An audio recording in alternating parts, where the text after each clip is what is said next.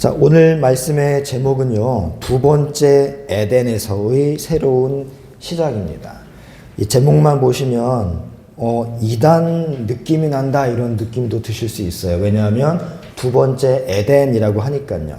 그래서 제가 에덴에다가 따옴표를 쳐놨습니다. 진짜 에덴이 아니라 노아 홍수 이후의 세상의 시작이 에덴과 너무나 흡사한 점이 많기 때문에, 그리고 첫째 인류 아담과 이제 모든 인류가 다 전멸하고 새롭게 시작하는 인류 노아가 너무나 유사점이 많기 때문에 제가 별도로 붙인 별칭입니다.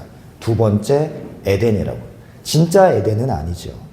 자, 여러분, 첫 번째 창조에서 육지가 어떻게 드러나게 됩니까? 물이 물러나고 육지가 드러나게 되는 것처럼 지금 창조 이전과 흡사한 세대, 지구를 물로 덮고 있는 하늘 위의 물과 하늘 아래의 물, 궁창을 중심으로 궁창 위의 물과 궁창 아래의 물이 합쳐졌다가 노아의 홍수죠. 이 물이 물러나면서 육지가 드러나는 모습이라는 공통점이 있습니다. 그리고 그 육지 위에 하나님은 아담을 창조 세계의 주권자가 되도록 세워놓으셨어요. 그에게 모든 권한을 위임하시고 다스리게 하셨습니다. 마찬가지로 하나님은 노아에게 세상의 모든 만물의 것을 손에 붙여주십니다. 그래서 모든 동물들이 노아의 말에 순종하여 방주에 탔다가 방주에서 내리고 했었죠. 또 하나님은 아담에게 뭐라고 말씀하셨냐면 생육하고 번성하여 땅에 충만하라 라고 말씀을 주십니다. 마찬가지예요. 노아 역시 새로운 출발을 할 때 방주에서 내리자 생육하고 번성하여 땅에 충만하라 라는 아담에게 주신 명령을 또한 주십니다. 하나님은 에덴 동산에서 아담을 동산에 두시면서 어떻게 일을 시키셨냐면 경작하여 지키게 하셨어요. 노아 역시 홍수가 끝나고 방주에서 내리자 그 새로운 세상에서 농사를 시작합니다. 다섯 번째로 우리가 볼 공통점은 아담은 하나님의 동산에서 벌거벗었지만 부끄러워하지 않았어요. 오늘 본문에도 보시면 노아 역시 벌거벗었습니다. 부끄러움이 없다는 이야기예요. 아담은 벌거벗은 상태로 지내고 있었는데 누군가에 의해서 그 벌거벗음이 가리워집니다. 노아의 경우도 마찬가지죠. 셈과 야벳에 의해서 벌거벗은 모습이 가려집니다.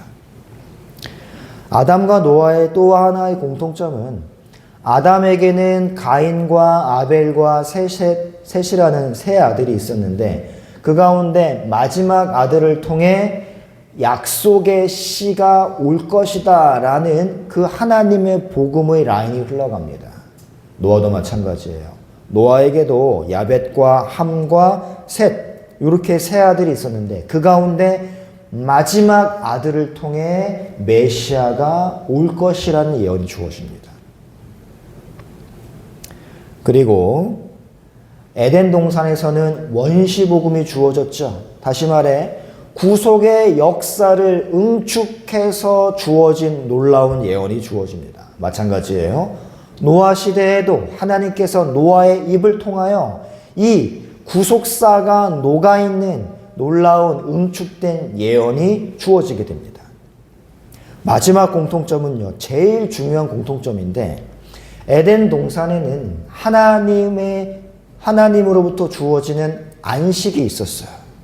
그렇다면 두 번째 에덴이라고 제가 이름을 붙인 노아 시대의 새로운 시작에도 뭐가 있어야 되겠습니까? 안식이 있어야 되겠죠. 요 실마리를 풀지 않고 그냥 오늘 본문을 술의 안 좋은 점, 술 취한 노아의 실수, 요 정도로 우리가 이해한다면 여기에서 우리는 복음을 찾을 수가 없어요.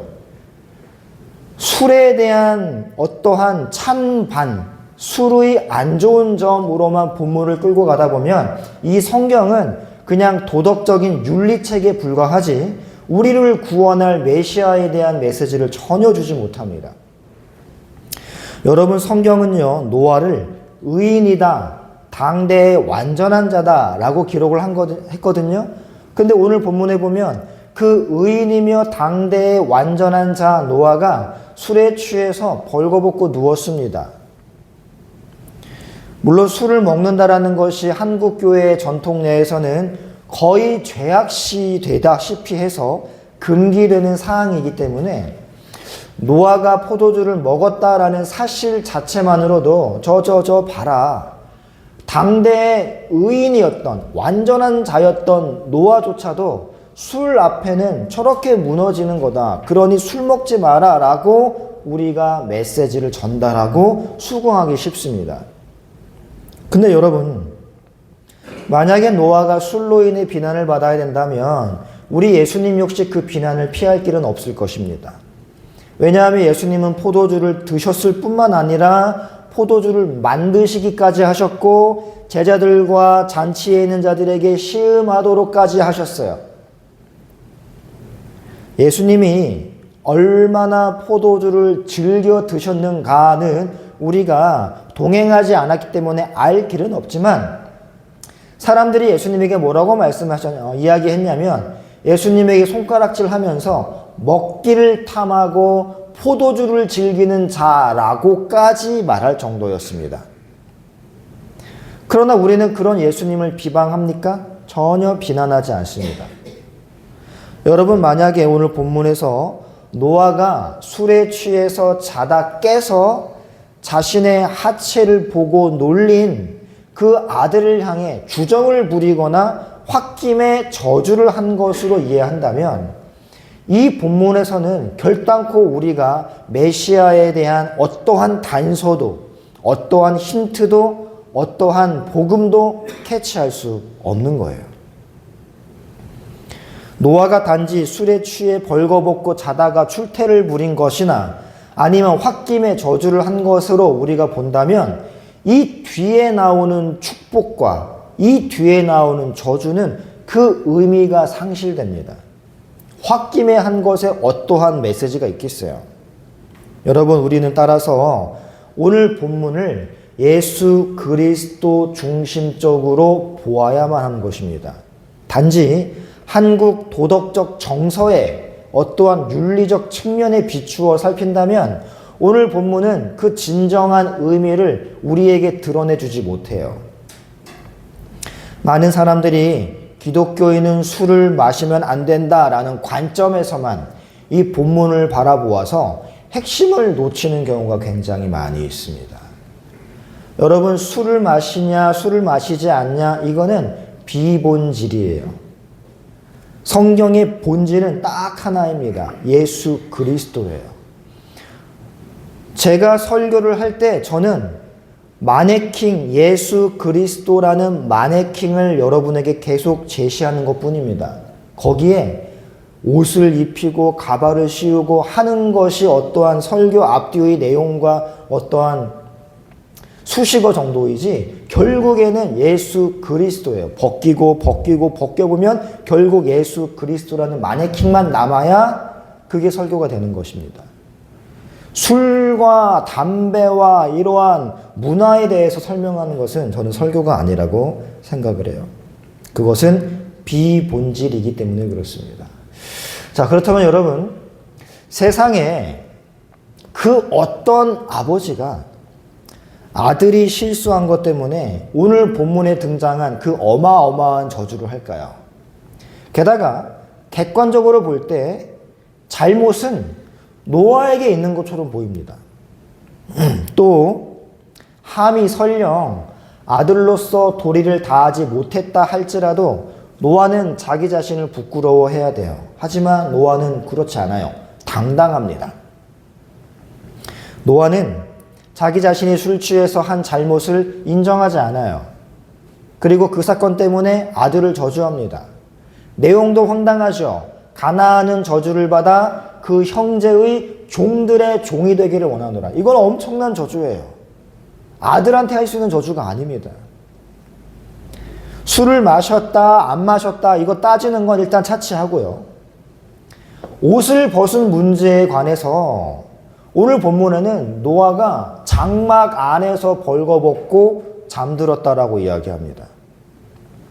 노아가 술을 마시고 사람들이 돌아다니는 어떠한 대로변에 가서 벗고 잠든 게 아니에요. 그야말로 추태죠. 그러면 노아는 술을 마신 후에 옷을 벗고 거리를 뛰어나가 술주정을 하거나 그런 것도 아닙니다. 노아는 포도주를 마시고 자기 집 안에서 벗고 잠든 거예요.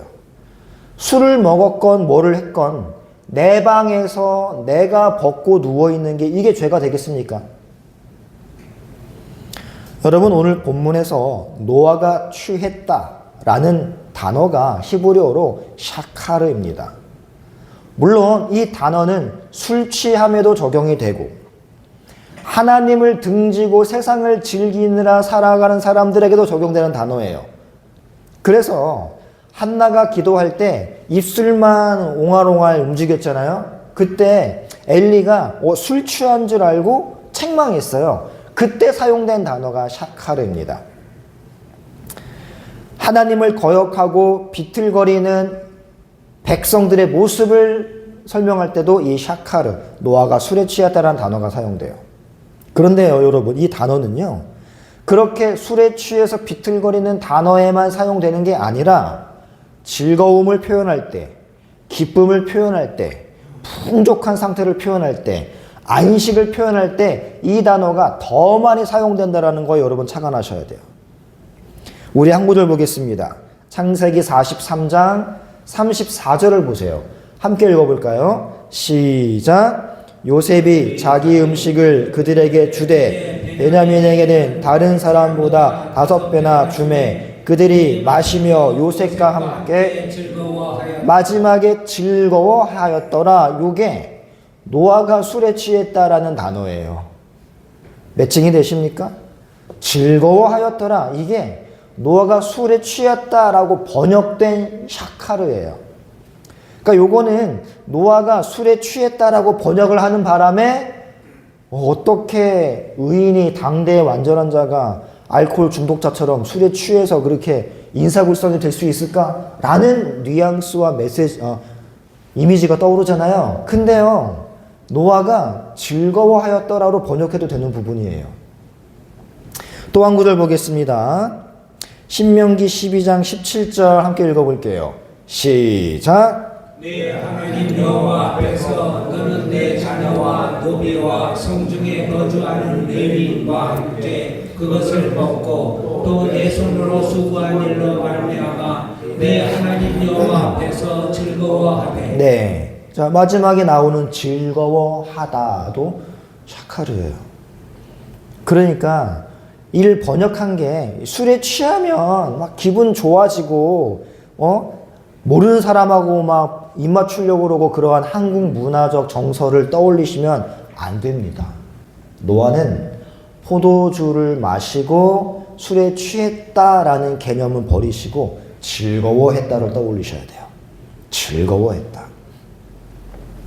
그리고 여러분, 성경에서 포도주는요, 종말론적인 성격을 매우 강하게 가진 음료입니다.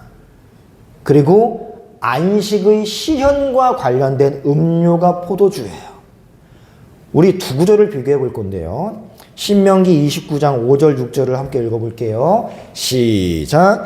주께서 40년 동안 너희를 광야에서 인도하게 하셨거니와 너희 몸에 옷이 낡아지지 아니하였고 너희 발에 신이 헤어지지 아니하였으며 너희에게 떡도 먹지 못하며 포도주나 독주를 마시기 하셨으면 너희의 하나님 여호와신 줄을 알게 하려 하심이니라. 자, 이 구절은요, 광야를 통과하는 기간 동안에 대한 묘사입니다. 광야를 통과하는 동안 하나님이 입을 것과 먹을 것을 주셨지만 포도주는 안 주셨어요. 광야를 통과하는 기간 동안에는 포도주가 금지되었습니다.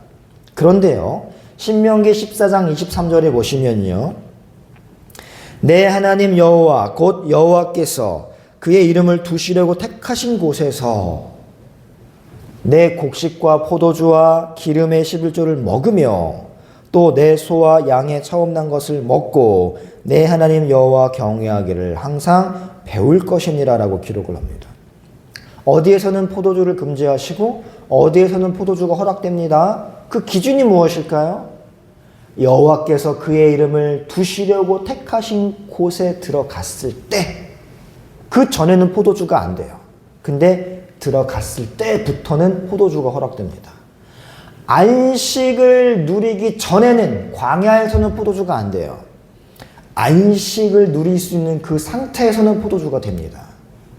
광야에서는 포도주가 금지되고 약속의 땅에서는 포도주가 허락돼요. 이 기준은 안식의 성취죠. 안식의 성취를 맛보는 그 음료가 포도주란 말입니다. 포도주는 약속의 땅을 차지했을 때 즐거움을 주는 수단이에요. 우리 두 구절만 한 번 더 읽어볼게요. 신명기 11장 14절입니다. 시작. 여호와께서 너희의 땅에 이른비 늦은비를 적당한 때에 내리시니 곡식과 포도주와 기름을 얻을 것이요. 네, 이렇게 가나안 땅에 들어갔을 때, 안식을 누릴 수 있을 때 언약의 종말론적인 음료로서 포도주가 등장을 하고요.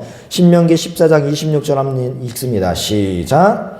내 마음에 원하는 모든 것을 그 돈으로 사되 소나 양이나 포도주나 독주 등 내 마음에 원하는 것을 구하고 거기 내 하나님 여호와 앞에서 너와 내 권속이 함께 먹고 즐거워할 것이며. 네, 이렇게 여러분, 성경에서 포도주는 약속과 언약의 종말론적인 음료의 대명사예요.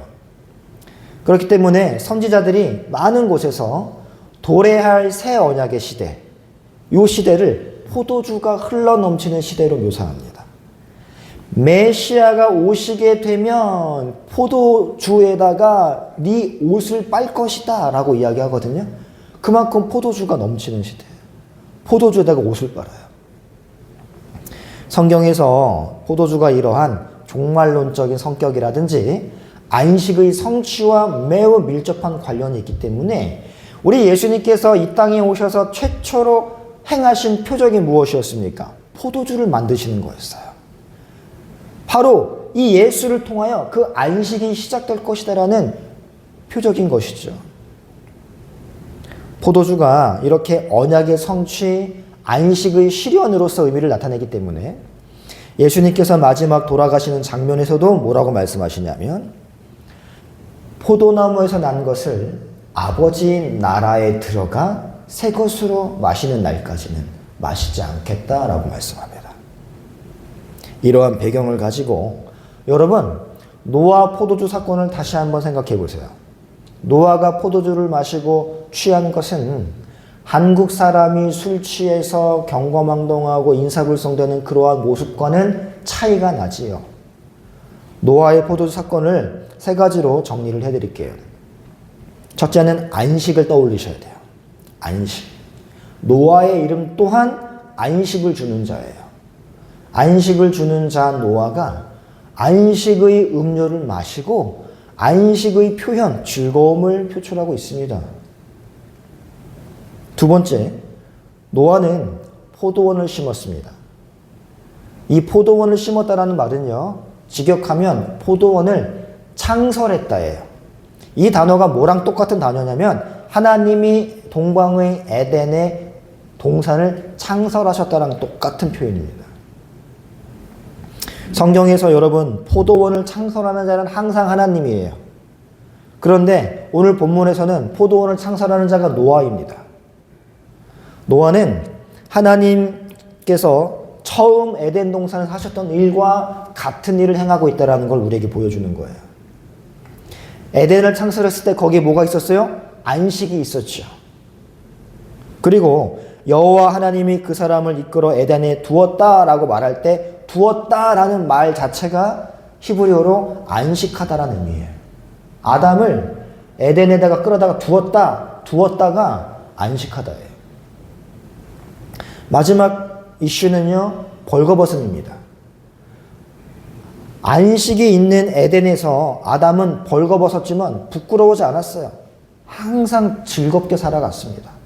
첫사람 아담, 노아, 예수 그리스도는 연관성이 매우 깊은 소재예요.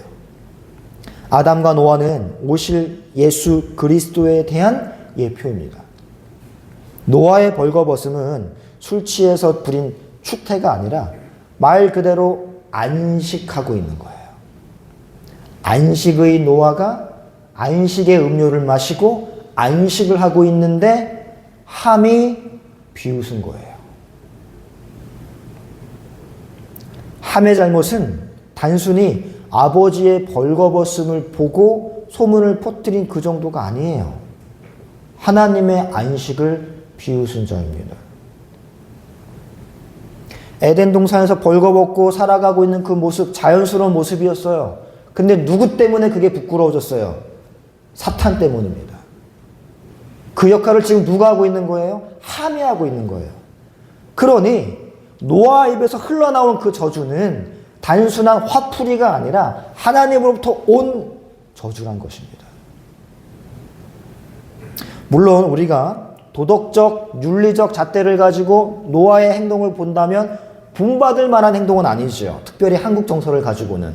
그러나 성경은요, 도덕적, 윤리적 기준을 가지고 볼 것이 아니라 구속사적인 관점을 가지고 봐야 되고 예수 그리스도 중심으로 봐야 된단 말입니다.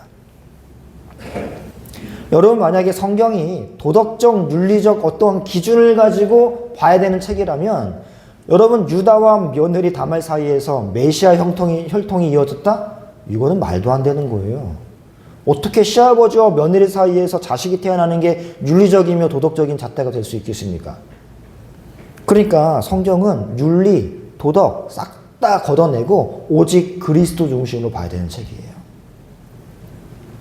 함은 그리스도의 안식, 하나님의 안식을 비웃은 자예요. 불경건한 자입니다. 에덴에서 아담이 벌거벗었을 때, 그리고 처음에는 부끄러움이 없다가 사탄 때문에 부끄러움을 알게 되었을 때, 그때 하나님은 뭐 했어요? 그 수치를 가려주셨어요. 그 역할을 누가 한 거예요? 셈과 하벳이 한 거예요. 그러니 축복이 이어질만 하지요. 그런데 함은 비웃었고 고발했습니다. 악한 마귀의 속성을 그대로 표출한 것이죠. 그래서 노아가 깼을 때 하나님의 계시가 임하여 그 계시가 입으로 나아간 것이 함에게는 저주가 되는 것이고 셈에게는 축복이 되는 거예요.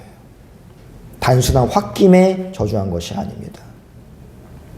만약에 노아가 홧김에 괘씸해서 저주를 퍼부었다면 그 저주를 통하여 계시의 말씀이 주어질 수가 없는 겁니다. 절대 이루어질 수가 없어요. 하지만 노아의 저주는 이루어집니다.